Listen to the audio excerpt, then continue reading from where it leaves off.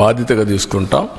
ఉండే అన్నీ కూడా ఏ మార్గాలు ఉన్నాయో అన్ని మార్గాల ద్వారా అన్నింటికంటే అండి మీరు గుర్తుపెట్టుకోవాల్సింది, ప్రజల మనోభావాలతో ఆడుకున్న వ్యక్తుల్ని, దేవుని పవిత్రతని దెబ్బతీయాలనుకున్న వ్యక్తుల్ని ఉపేక్షించే సమస్య లేదు.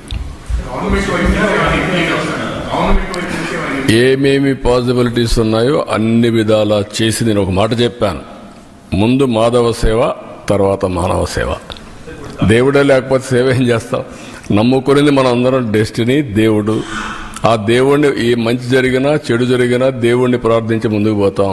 అలాంటి దేవుడికే ఇది లేకపోయినప్పుడు కానీ మనం ఏం చేసినా కూడా ఫలితాలు రావని నా నమ్మకం.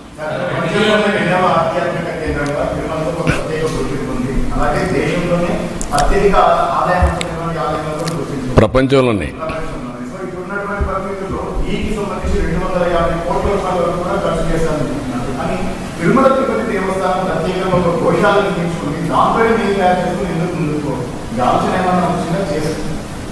అవి కూడా మేము ఎక్స్ప్లోర్ చేస్తాం. అంటే ఒకటి దేవునికి చేసే సాంప్రదాయాలు ఒక యాంగిల్, ప్రసాదాలు తయారు చేయడానికి మనకు చాలా కావాలి.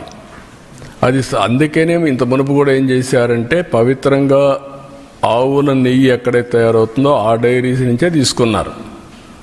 దాన్ని వైలేట్ చేయడానికి తక్కువ ధరకు కెమికల్స్ మిక్స్ చేస్తే వస్తుంది కాబట్టి ఎవడైనా పర్వాలేదని వీళ్ళ కమిషన్ల కోసం ఈ పని చేశారు. కమిషన్ కూడా నేను డెలిబరేట్గా వెంకటేశ్వర స్వామి యొక్క ప్రతిష్ట దెబ్బతీయడానికి, పవిత్రత దెబ్బతీయడానికి చేసినటువంటి కార్యక్రమం ఇది.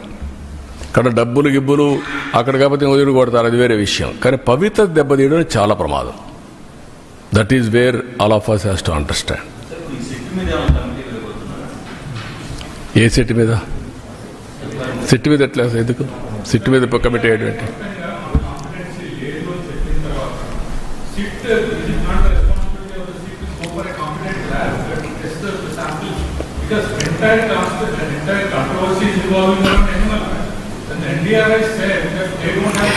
నేనేమంటానంటే ఎనిమల్ ఫ్యాట్ ఎస్ అది ఎక్స్ట్రీమ్.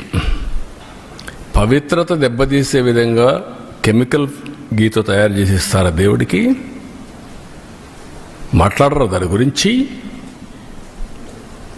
ఓకే, నువ్వు సిబిఐ చెప్పింది అంటున్నారు కదా, సిబిఐ చెప్పింది కదా కెమికల్స్ మిక్స్ అయినాయని, కల్తీ అని చెప్పారు కదా, పామాయిల్ అని చెప్పారు కదా, నెయ్యి లేదని చెప్పారు కదా. ఎందుకు మాట్లాడు? మహాపాపం కదా ఇది. ఆ మహాపాపాన్ని గురించి క్షమాపణ చెప్పక్కర్లేదు దేవుడికి? తప్పుకు చెంపలేసుకోవాల్సిన పని లేదా?